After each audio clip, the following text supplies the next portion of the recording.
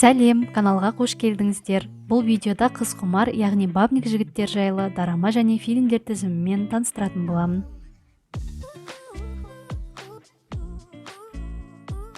Жетінші кеш көз фильмі. Басты рөлдерді Хен Бин мен қытайлық актриса Тан Вэй сомдайды.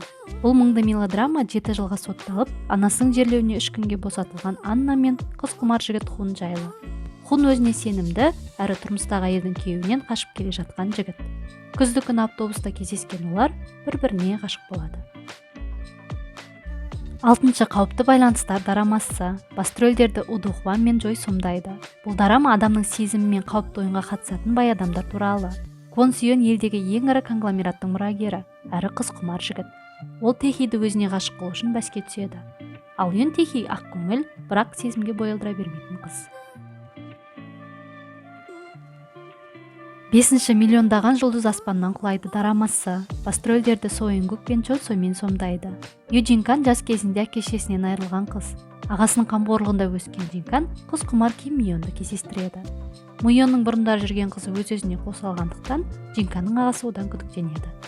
Барлығына куә болған ол Мионға деген сезімін жасыра алмайды. 4-ші осы қыста жел соғады дорамасы. Басты рөлдерді Чо Ин Сон мен Сон Хиге сомдайды. Бұл драма бай, бірақ бақытты емес қыз бен кәсіби покер ойыншысы туралы. Ойын көзі нашар көретін, өмір сүргісі келмейтін қыз.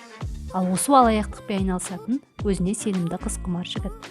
Ол ақша үшін ойынның бұрындары жоғалған ағасы болып, оның үйіне келеді. 3-ші күннің көңіл күйі фильмі. Басты рөлдерді Мун Чхе Бом мен Юн Сок сомдайды. Жас қыз Су Чон ұзақ жылдан бері жігітімен жақсы қарым-қатынаста. Алайда ол үйленуге ұсыныс жасауға асықпайды. Мектептегі досының үйленгелі жатқанын естіп, көңіл күйі түскен ол сапарға шығады. Жолда оған сымбатты жекен серік болады. Ол өмірге жеңіл қарайтын, қарым-қатынасқа тез түсетін жігіт. Ол Су Джомен тез тіл табысып, оған ғашық болады. 2-ші не болса сол болсын дорамасы. Басты рөлдерді Ерік Мун мен Чон Юми сомдайды. Ган Тэджу сымбатты бай әйелдермен кездесетін қыз құмар жігіт.